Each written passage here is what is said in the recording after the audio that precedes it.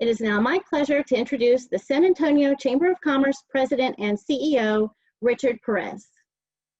Thank you, Lori. Good evening, everyone, and welcome. I am so very excited to have you all here today. This is a very unique opportunity to welcome military leadership representing all branches of the services throughout the myriad missions and who are serving all over JBSA, and also, of course, Military City USA, which is our other name. We're excited and appreciative of you all joining us. You know, the Chamber has hosted this event annually for many years with the goal of bringing together our military community and our San Antonio business community to create connections and friendships in order to enhance what happens inside and outside of the gates. There are many new commanders and senior non-commissioned officers to JBSA, as well as a strong stable of those of you who are more seasoned, and we can now actually categorize you as San Antonians, right? Because you've been here for a while. And of course, the whole idea is to connect you, right? We want to get you involved. I know that you are, but we want to take that involvement to go at a deeper level. The twist this year, as you've heard from Lori, is that this is the first year we're bringing this together virtually. And we hope that it'll be a great foundation to building new partnerships. And of course, we look forward to the next time we're able to safely meet in person again. First, let me begin by making a few important introductions. The events that the Chamber puts on are first class because we have a fantastic business community in San Antonio that sponsors these events and allows us to put on first class events. And one of those first class businesses is our presenting sponsor, USAA. And USAA, and I'm proud to say that USAA is represented today by their CEO, Wayne Peacock, and you'll hear a little bit from him, but I'm thrilled that he's with us. He's a friend, and he leads an organization just replete with leaders who get involved. They roll up their sleeves, and one of those, and I'd like to give a special thanks to Steve Cochran, their Assistant Vice President of Affinity Development. He has served as the chairman of our Military Affairs Council for a couple of years now, and he's done a great job. So Steve, thank you also. And Wayne, thank you for letting Steve be such an important part of our leadership, volunteer leadership here. Additionally, we have two other important sponsors that I'd like to acknowledge, and those are Veterans United Home Loans and Port San Antonio. Thank you both as well for your sponsorships. Additionally, I want to take a moment to thank my team of professionals here at the Chamber. They have worked very, very hard to put this together, and this virtual platform, and as well as they're going to be facilitating the breakout sessions in a few minutes. So I want to thank them. And finally, I want to give thanks to the invaluable support of our more than 1,850 different business members who are still fully, as a result of them, we are still fully staffed and working hard from home to keep our business community engaged and informed during these unprecedented times. Now it's my pleasure to introduce our presenting sponsor, USAA, who is no stranger to the military community. Again, we are honored to have with us tonight USAA President and Chief Executive Officer, Wayne Peacock. Wayne has been with USAA for more than 30 years. He joined the company in 1988 in its real estate investment subsidiary and has served on the Executive Council of USAA since 2006. During his 3 decades at USAA, he has led teams across the organization, including contact centers, information technology, shared services, strategy, marketing and communications, security, and corporate real estate. He is past chairman of the San Antonio Economic Development Foundation and is as active in various industry and trade groups, and co-led the mayor's task force on corporate recruitment and retention. He's a proud Eagle Scout. He served on the executive board of the Alamo Area Council of the Boy Scouts of America. And in fact, that's how I met Wayne years ago when I was on the San Antonio City Council. I met Wayne. We had a little project that we were trying to get done on the south side, and Wayne was just fantastic in helping us get that done.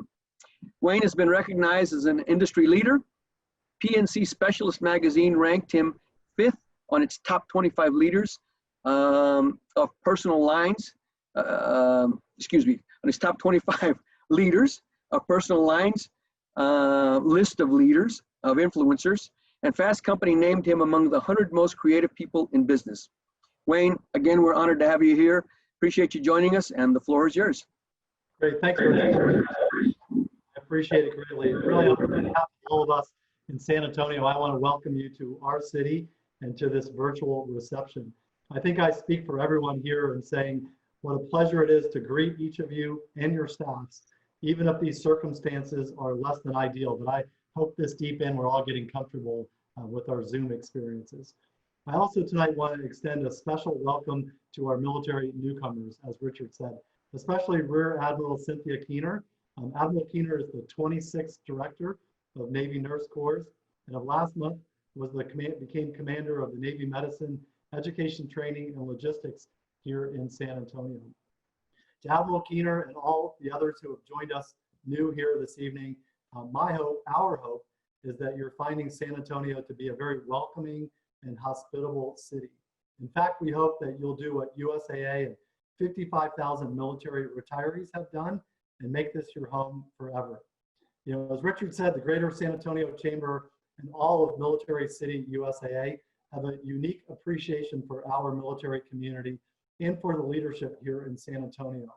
Our gratitude for what the military does and what it means to this region, to our nation, and to the cause of freedom goes way beyond any words that we can express tonight.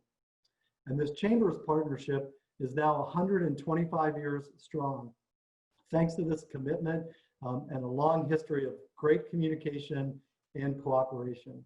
So even though this event is in its virtual form tonight, I hope it does help us build dialogue and friendship. And as Richard said, we do this every year to meet and welcome new military commanders and enlisted leaders to San Antonio. It's also a chance to connect with friends such as General WEBB and General Richardson. And I would say USA is very proud to be the presenting sponsor tonight. You know, USA was born here in San Antonio almost 100 years ago, because at that time, Army officers who needed insurance for their cars discovered that those big Eastern insurance companies did not truly understand military life and thought they were a really bad risk and wouldn't insure them. So 25 of those Army officers got together down at the Gunther Hotel and decided they would start their own insurance company.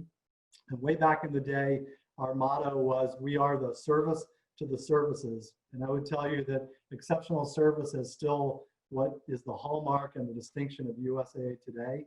And delivering that service for the military community is what we do. In fact, we have 13 million members now and 35,000 employees who are dedicated to helping military families achieve their financial security. USAA is also San Antonio's largest corporate employer, and about 1 of every 5 of our employees either are a veteran, they're a current member of the Guard or Reserves, or are a military spouse. So I think we really do know what it means to serve. You know, my message to you and from each of our USAA and Chamber colleagues is that we are here for you. You're the reason that the Chamber has a Military Affairs Council, the reason the Council works year-round to show appreciation for the men and women of our armed forces and advocate for our relationship here at the State Capitol in Austin and in DC. As Richard said, USA Steve Cochran chairs the Council, and he will make you and all of your staffs ensure that they get the full value of each of these committees, including our Senior Enlisted Advisory Committee, our Women to Women Forum, Leader to Leader, Celebrate America's Military Community, and our Military Transformation Task Force. So I invite you or re-invite you to call on Steve, Richard, or me, or anyone else that you meet tonight that can be at your service and ready to help as you fulfill the mission at JBSA.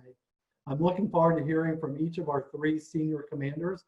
Lieutenant General Laura Richardson has been Commander, United States Army North, 5th Army, and Senior Commander of Fort Sam Houston and Camp Bullis. And I know General Richardson has been extremely busy this year with all of the activities going on across our country as we're working our way through the pandemic. Rear Admiral Cynthia KUEHNER, whose prior service includes posting as Commanding Officer of Naval Hospital Okinawa in Japan, and the Navy Medicine Transition Lead and Senior Medical Operations role at the Bureau of Medicine and Surgery. And then our next speaker, Lieutenant General Brad Webb. General Webb has been Commander of Air Education and Training Command here at JBSA Randolph back since July of 2019. Previously, he commanded Air Force Special Ops Command, and he has commanded the 20th Special Operations Squadron, the 352nd Special Operations Group, and the 1st Special Operations Wing, the 23rd Air Force Special Operations Command Europe and NATO Special Operations Headquarters. So we're really excited to have him here in San Antonio. So please join me in welcoming General Webb.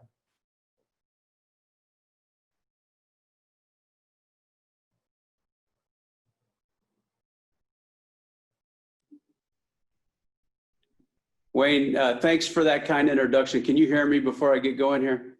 Yes, sir. All clear, sir. All right, excellent. Well, thanks, Wayne and Richard. Great to see you. And for the seasoned San Antonians that are in the audience and part of the chamber, thanks very much for hosting this virtual get-together. I can't believe it's been a year since we did this down south of town. And of course, 6 months ago, if you'd have said we were going to do a Zoom, I wouldn't have had any idea what you were talking about. And now here we are. With me this evening is my command chief, Chief Master Sergeant Eric Thompson.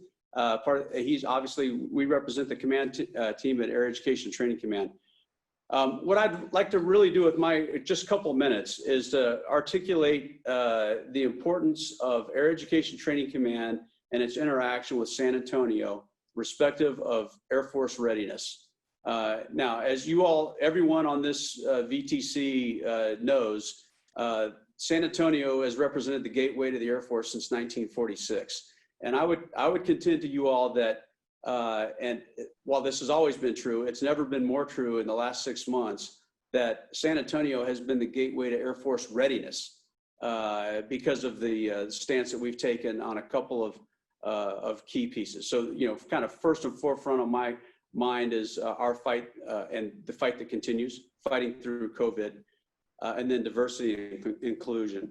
The partnership that we were able to forge with a number of entities inside of San Antonio as we oriented our basic military training in the early days, the Wuhan province, American citizens evacuation through the Crown Princess cruise liner evacuation, and then on to the shelter in place for our Department of Defense has been nothing short of phenomenal.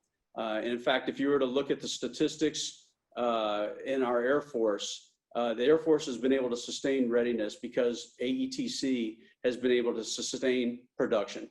And that has been obviously a Herculean challenge given the COVID environment and the constraints that we put on ourselves to be able to social distance and still get the mission done. Nonetheless, Air Force has done it. The relationship with the hospitals, and I won't get into too much detail because I don't want to steal others' thunder, but for our 59th Medical Wing, to be able to shelter some of the load from a trauma perspective as the San Antonio local hospitals that are dealing with the COVID pandemic patients themselves has been nothing short of excellent from the standpoint of us being able to produce our next generation of medical leaders. So that kind of trauma experience has been very helpful. On the diversity and inclusion front, as you know, the incidents that have happened at the beginning of summer that continue today kind of co-aligned with a report that was released from an organization called Protect Our Defenders that articulated the Air Force's shortcomings on racial disparity. Our former Chief of Staff of the Air Force, General Goldfein, was very pointed in that we need to own this and we need to change it. And I can tell you here at Air Education Training Command, we've taken that on in full force. And the number of initiatives that are underway with a diversity and inclusion stint is nothing short of phenomenal. One of the efforts that's occurring, you all should be aware of, and I don't know that if we have UTSA represented here tonight, but our team of data analytics experts have been teamed with UTSA's data analytics experts to get after what we call our PICSM score. PICSM stands for Pilot Candidate Selection Method. We in the Air Force have known for years that this is old school technology of being able to assess what good pilot candidates might be. It's probably 1970s type of technology. And there's some embedded kind of bias that we needed to shake out. Together with teaming with UTSA, we're shaking that out. We are fundamentally redoing our PICSM and some of our other accession tools to really get after diversity and inclusion. For those that are long in the tooth and maybe in the Air Force, you know that there have been a couple of moments that have happened in our Air Force. One, I would say, was in the mid-1990s when we had to really address accountability and core values. And if you were to ask me, I was of course around during that time frame as a captain and a new major. I would tell you that today we're facing another one of those moments, and that is with respect to racial disparity. The Air Force has taken this deeply serious, and the partnership that we have had with San Antonio is really helping us take a giant leap forward. So in both those areas, in COVID and fighting through, and in diversity and inclusion, and understanding that that's at the end of the day a warfighting imperative, we are partnered absolutely, joined at the hip with our San Antonio partners, and we're really grateful. Let me pause there and pass it back to Wayne, but thank you very much for the opportunity to speak this evening. Great, General Webb, thank you. And I think we're going over to Richard here for the next intro. Yes, thank you. Thank you, Brad, and thank you, Wayne. Of course, as always, General Webb, your remarks are on point. You all have done so much for this community and continue to do so every day. You know, it was just a few months ago that, you know, Wuhan was what? What is Wuhan? And we didn't know. And then all the way to now, and all the things you all have done together has been amazing. So thank you, your airmen and your civilians. We stand ready to continue to support you as you've supported us. Thanks again. At this time, I'd like to introduce Lieutenant General Laura Richardson. She is the Commander, United States Army North, and Senior Commander, Fort Sam Houston and Camp Bullis. Lieutenant General Laura Richardson grew up in Colorado and was commissioned a second lieutenant of aviation upon graduation from Metropolitan State College in Denver. Her 33-year career as an aviator includes tours in Korea and Iraq, and her assignments as a general officer include Commanding General of the U.S. Army Operational Test Command, Deputy Commanding General of the 1st Cavalry Division at Fort Hood, Texas, Deputy Chief of Staff for Communications with Headquarters, International Security Assistance Force, in support, of course, of Operation Enduring Freedom, Afghanistan, Chief Army Legislative Liaison, and most recently as the Deputy Commanding General, U.S. Forces Command. She is married to Lieutenant General Jim Richardson, Deputy Commander, Army Futures Command. Laura, we are so thrilled that you're here. Thank you for all the good work you've been doing in support of COVID, and I turn the floor over to you. Okay, well, thank you very much, Richard. It's my pleasure to be here. I want to make sure that you can hear me as well before I go ahead and get started. And we're going to move our camera out just a tad because I was so glad that that Brad had his chief there with him. So I have my Command Sergeant Major here with me as well, Phil Barretto, and he just came here a couple months ago from Freedom's Frontier in South Korea, 2nd Infantry Division. So we're really glad to have him on board here, and want to make sure that I introduce him because he's part of my command team. He's my battle buddy at Army North 5th Army. So again, Richard, thank you so much for hosting the reception. Just like Brad said, I can't believe it's already a year gone by. Wayne Peacock, thank you so much for what USAA does for our military families and our beneficiaries and our dependents, everybody. I really like the commercial. I was just telling everybody a couple minutes ago that USAA is awesome. I really like it. I think it's tremendous. I think it really captures, everybody wants to know that's not in the military. What's that USAA thing about? So I think that's great marketing. But it's my pleasure to be in Military City, USA. It's pretty fantastic. And having come in command a little over a year ago, I've got to live the dream, actually. And I'm not being flippant about that. I'm pretty serious because it's a pretty fantastic relationship, and what a wonderful community of leaders, of community, industry, medical. It's huge. And quite honestly, we're neighbors with you here at Fort Sam and JBSA, and we have so many, the history of all of the firsts with San Antonio and being, you know, this headquarters being in the historic quadrangle is just pretty phenomenal. And it just has, it's grown up with San Antonio, and we really feel very honored and privileged to be able to be in this command and be located here. I'd like to highlight, because I think it's pretty fantastic as well, that we have 12 general officer commands that reside here at Fort Sam Houston. And quite honestly, I think that people don't realize all of the equity across the Army and the other services of what's actually here at Fort Sam. And so I always have that in my remarks when I'm talking to folks about how really there's just quite a bit of equity that we have and the relationship with the military and San Antonio. So just to highlight some of the things, Wayne touched on it and Richard, in terms of what we've been doing over the last year. Oh my gosh, when I look at the past year that's gone by, it's been pretty phenomenal. I'm really, you know, if 2020, if 2021 is going to be like 2020, I don't know, maybe I just want to stay in 2020 and not go into 2021 because it's just one thing after another. But it's really our honor and pleasure to be the land component command for the nation here, right here in the homeland.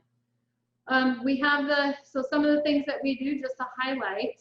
We also have the Southwest Border Mission. So I still have 2,600 soldiers and Marines on the 2,000 miles of border from California to Brownsville, Texas. That mission continues and they're doing a phenomenal job. We're in support of DHS and CBP for that mission. And COVID, I think with the authorities that the DHS and CBP have been given have really helped out to limit the spread of COVID coming into our country from the southern approaches.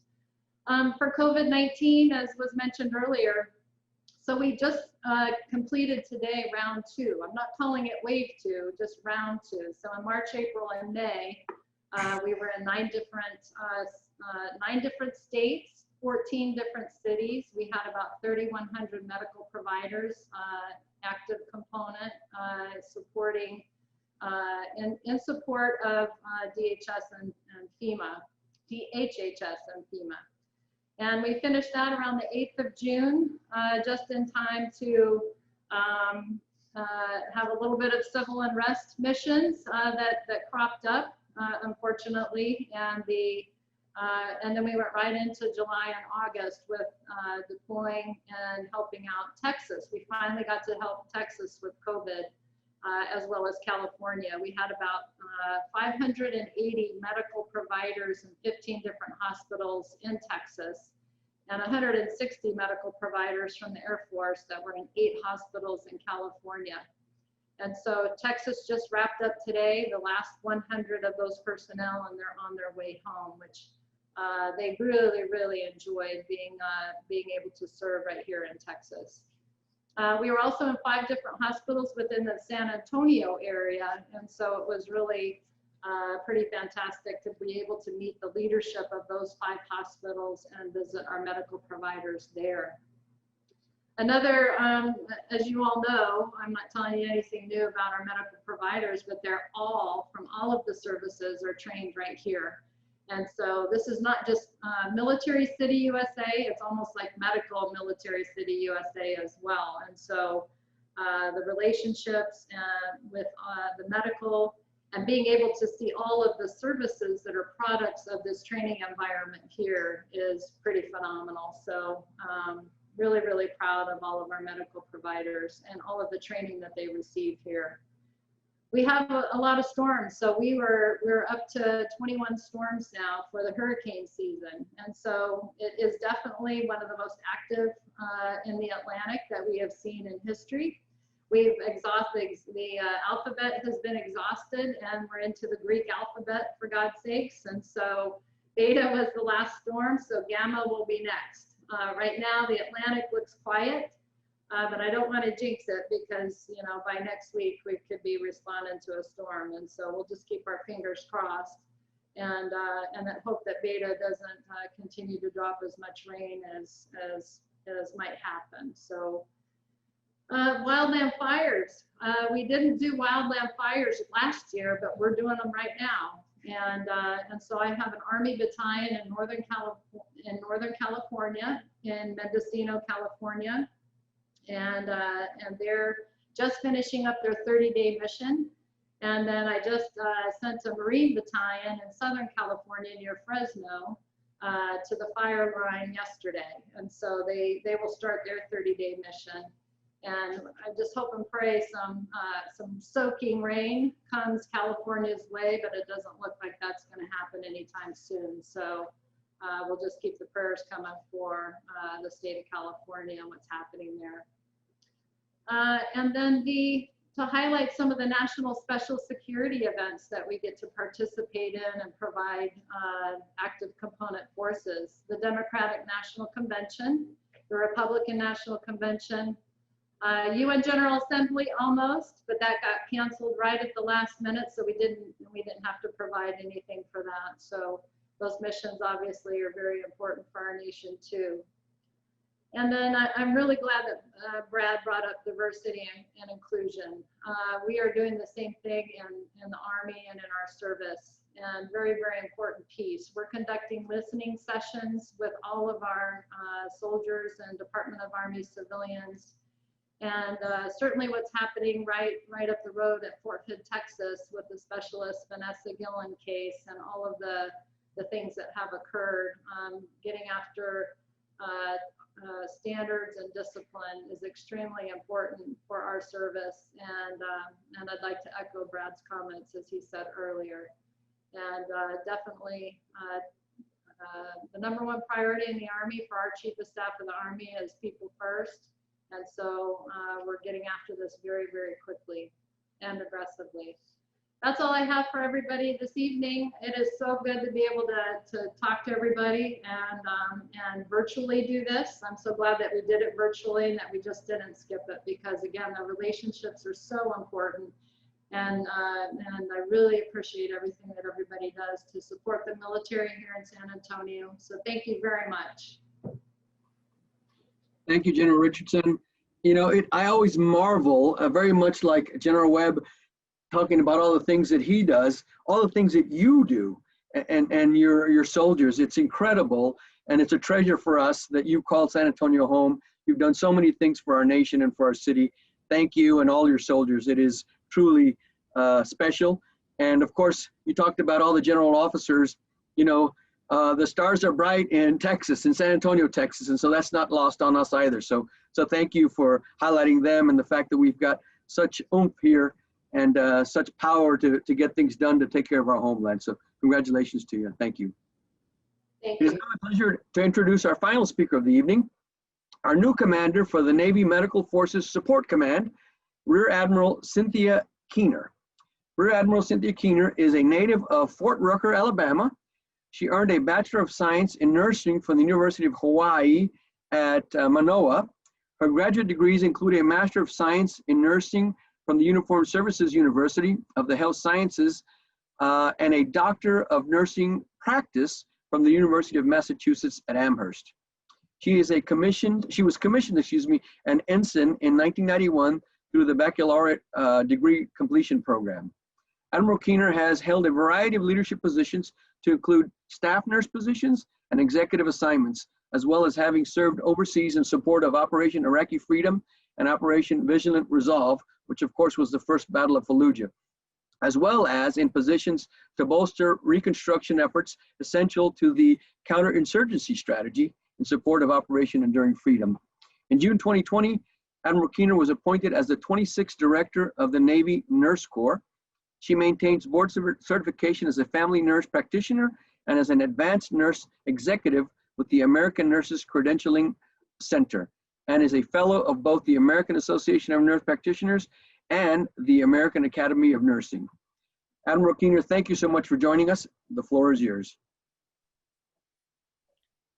Thank you so much. I really appreciate the opportunity to be here among these wonderful colleagues and back in San Antonio. So for me, it's a little bit like coming home. I'm actually a graduate of Winston Churchill High School here in San Antonio. My father was serving in the Army when I was in high school and was stationed pretty close to my house over at the Quadrangle, where others on the line now call home. So it's really exciting to be back here. You don't need to make a special appeal. San Antonio would be on the very, very short list of places potentially to retire as I near the closer to the end of my career as the beginning. So thank you for that invitation. It always feels like a warm welcome, and San Antonio has certainly earned its name as Military City USA. So I'm really excited and proud to be here. Just a little bit about what I've been doing. I don't have a year's worth of content to give you from my time here in San Antonio, since I've only been aboard about a month. I was told that this would be waterfront assignment, but I think that might have been a little bit off. So I came from our Navy Medicine headquarters in DC and was charged with a lot of the hours mentioned. Getting our Navy Medicine forces out the door to respond to the COVID crisis. And this was the most robust deployment of Navy Medicine forces over the last many, many years, with over 3,000 people committed during that sort of first wave of operational deployments. First time that many of our staff and personnel have been tasked with supporting a DISCA mission. So mission right here in the homeland. Most of our deployers have had experiences with the fleet and Marine forces overseas and in different operational settings. So it was very, very interesting, and has been both challenging and exciting, as the others have mentioned, to integrate in the communities where our uniformed service personnel were called. So they've risen to the tasks, all of them, and what a great opportunity for the uniformed service medical personnel to interface with the civilian healthcare providers in a variety of cities and communities across the United States when our nation needed our representation. So having arrived here, I'm the commander of Naval Medical Forces Support Command. My AOR stretches all across the United States and even beyond. We have commands that are here local in Southern California, up and down the East Coast, and one that was most recently involved by the impacts of Hurricane Sally, which decided to go through. So the reach and spread of Forces Support Command is broad. Our mission is to ensure that Navy Medicine's weapon system, our people, are prepared to address any crisis, any threat, any theater, by ensuring that they're supported during all of their training evolutions and professional development. And this is a mission that begins for the most junior of our personnel, our hospital corpsmen, the most highly decorated rate in terms of medals of honor than any other rate in the Navy. And those hospital corpsmen are an extension of medical capability in the remote and isolated places that we serve, supporting our operational naval forces downrange. So that training begins right here in San Antonio, and we couldn't be more proud of that fact. As careers go on, folks need to continue to sharpen their swords, acquire additional skill sets, and our commands support those endeavors, as well as leadership development up in the DC area across the continuum of a career. So I'll leave it there. I just want to say I am so grateful to be here. Most of my meetings and interfaces have looked like this one. So it's starting to be a little bit of that new normal, but I'll take it as opposed to staying in a quiet place with no one to talk to. So thank you so much for the invitation. And I really look forward to partnering and working with the business leaders and military partners here in San Antonio. Thank you. Thank you, Admiral KUEHNER. We really are thrilled that you're here. I love the way you called, the weapon system, the most important weapon system, your people. Because that's what this is all about, right? It's attracting the best people, getting them trained up, and preparing them, to do what they're supposed to do. And so congratulations to you. We're thrilled that you're here. And of course, we look forward to getting to know you and your team over the coming months. We in Military City USA take the title very seriously, and this reception is one way that we hope that we're showing to you that we're giving back and saying thank you. Thank you for the opportunity to get to know you. Thank you for being in the military and serving this great country, and thank you for what you do to keep us safe. Another special thank you to our presenting sponsor, USAA. Thanks again, Wayne and your team, fantastic. And of course, our supporting sponsors, Veterans United Home Loans and Port San Antonio. Thank you both again. Special thanks again to all our military leaders. As I said, your work is amazing, and it keeps our country safe, and we appreciate it. We at the Chamber are committed to continuing our support of all of our military missions and our partners, and of course, our families. Lori Stinson in particular, my Director of Military Affairs and Leadership Development, she's all about the military family, and you couldn't have a better advocate than Lori Stinson. So with that, ladies and gentlemen, I say thank you again. Be safe, be kind, be healthy, and from all of us here at the Chamber, have a good evening. Take care. Bye-bye.